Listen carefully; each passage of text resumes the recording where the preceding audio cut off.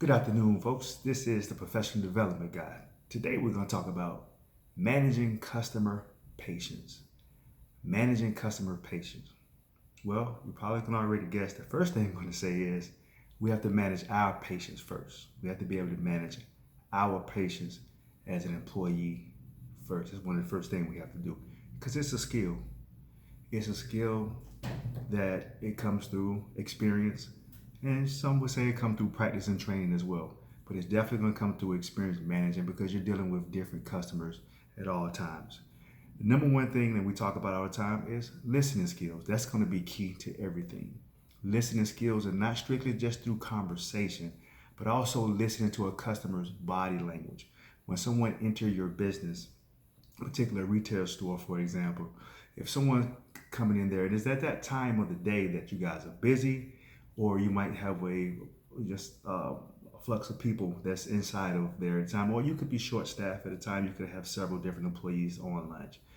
That is when management leadership need to kick in and say, hey, we know this is a busy time of day for us, or we have this particular product that's a hot seller right now, so we should expect X amount of customers additionally coming in here.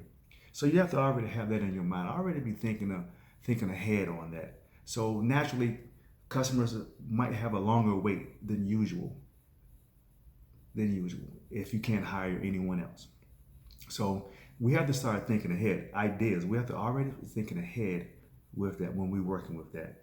Now, depending on what type of business that you have, whether it's a doctor's office, it could be a retail store, cell phone store, things of that nature, whatever it is, let's get creative on managing the customer's patience. Starting off with conversation. Have someone that's going to greet the customer because everything's going to start right there. Customer acknowledgement. You have to greet the customer first and let them know that you know that they are there. That's very important to customers. You will hear people say all the time, no one even spoke to me. They don't even realize that I am here. Well, customer acknowledgement takes care of that. If you acknowledge the customer, welcome them, thank them for coming within the business today, then they know that you know that they are there. Not only that, it also sounds the alarm to everyone else that's in the building that's working that we have a customer that's available and they need some type of assistance. There's nothing wrong with saying a message out saying, sir, ma'am, thank you for coming in today. We will be with you, or someone will be with you in 5 minutes, 10 minutes. Ma'am, sir, walk over, have a personal conversation. Ma'am, sir, how may I assist you today? As you see, we have a lot of people in here, so it might be a 5-minute wait, a 10-minute wait. Do you have the time? Those things like that. That's how you manage. You have to start the conversation with the customer and find out.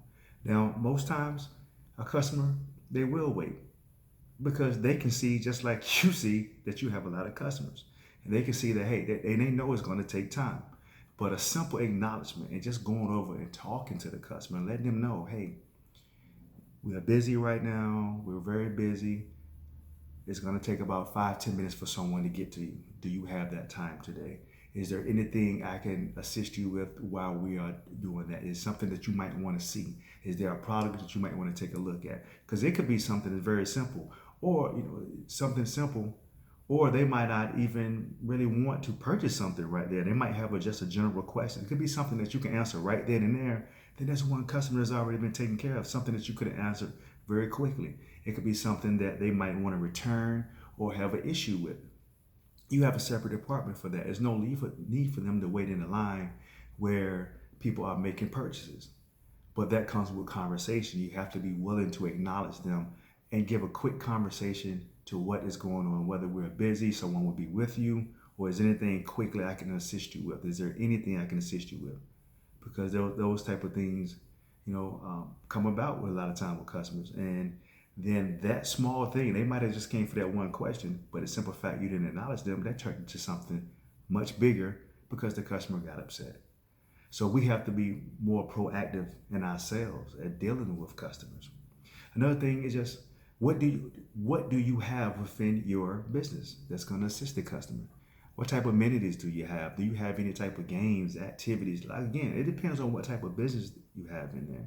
In doctor's office, for example, we all know that a lot of most doctor's offices are going to have magazines and things of that nature because they know that people are going to have to wait because you're taking care of a person back there. No one wants to be rushed when they're taking care of their health and things of that nature.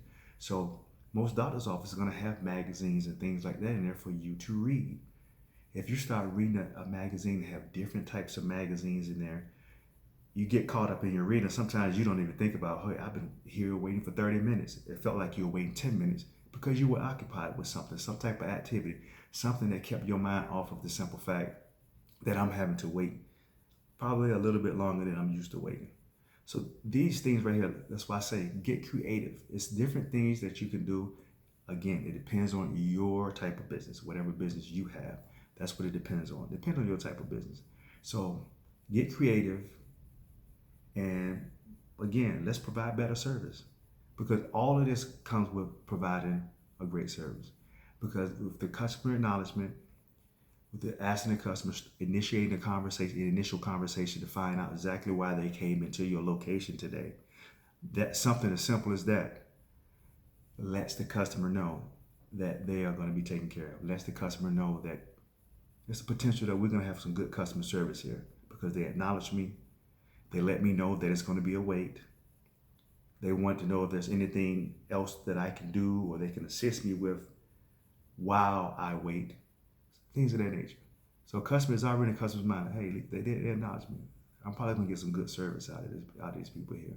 So you didn't even allow that patience, that lack of patience from a customer to even come, to even arise because you took care of it from the beginning. Folks, this has been your professional development guy. I want you all to continue to be great out there. Continue to be great. Thank you for listening to a show each and every week. I'm having a couple shows every week right now. So I want to continue to listen. Please subscribe. Please share.